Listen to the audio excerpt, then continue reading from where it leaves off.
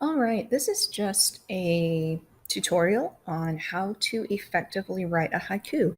Haiku writing is like sculpting. You don't just come out with the clay and sculpt something. You have to sort of start with a big mound of clay and sort of break everything down and sculpt little bits of the sculpture away that you don't want.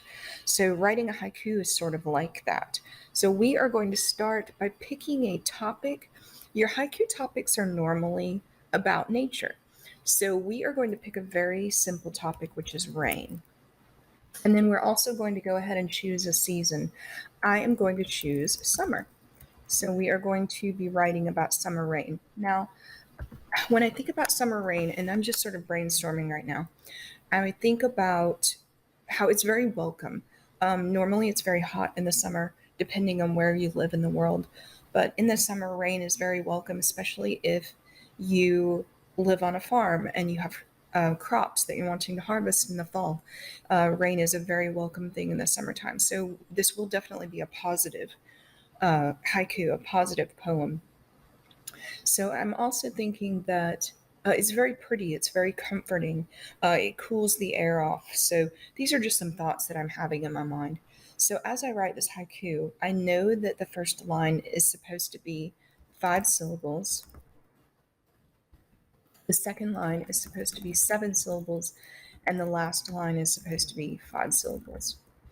So I'm sort of gently keeping this in my mind, but also recognizing the fact that I probably can't just come up with a poem that's these exact number of syllables without thinking about it and chipping away some of the words we don't need and changing words that I may need 2 syllables for instead of 1 syllable. So there are many different ways to sort of adjust your writing so that it falls into the form that the haiku uses. So I'm going to start by writing something about rain being welcome. So let's think about the trees and let's use some personification.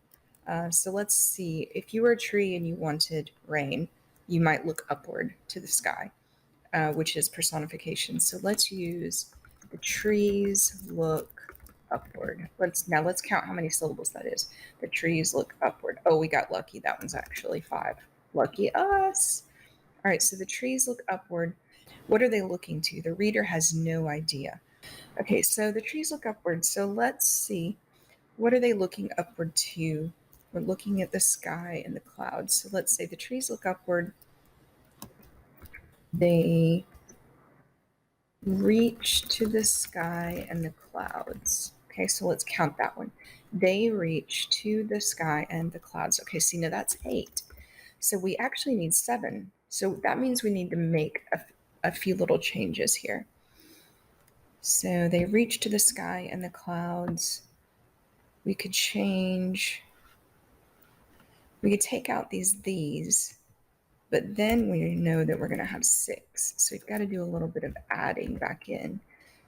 So they reach to sky and clouds. We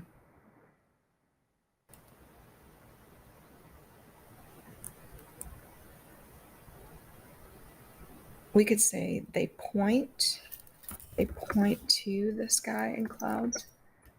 The trees look upward, they point to the sky and clouds. That's 7. No, it's not very poetic though. I don't really like point. It's too pointy for this poem. This poem is very majestic and quiet.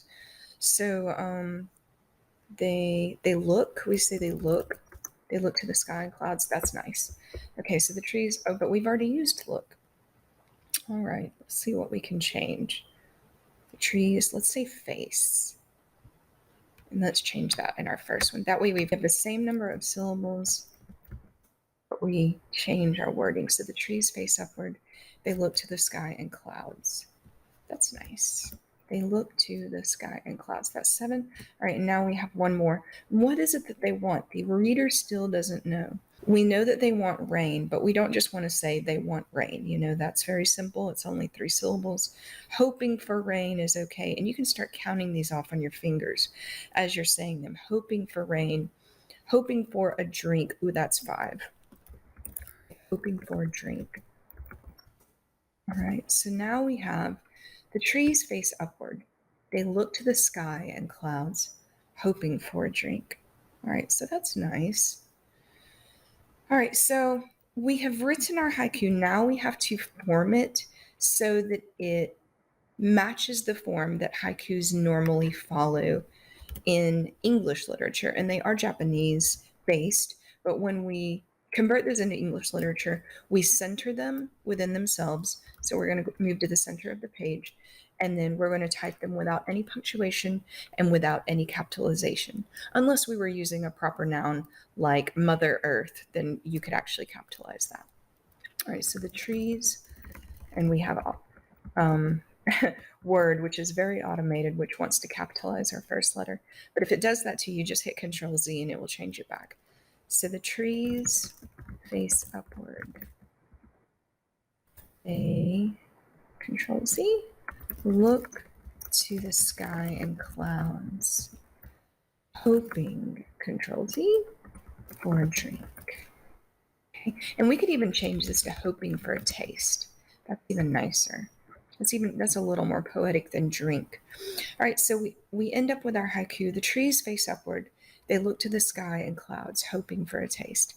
And if you really wanted to, you could title this haiku Summer Rain, which is a little obvious, or you could just title it The Drink. So there are 1,000 different ways that you could write this haiku. But the elements do have to be consistent. You have to have 5 syllables in the first line, 7 syllables in the second line, and 5 syllables in the last line. And your haiku does normally reflect something in nature, whether that's the weather or wildlife or plants, anything like that. All right, I hope this was helpful.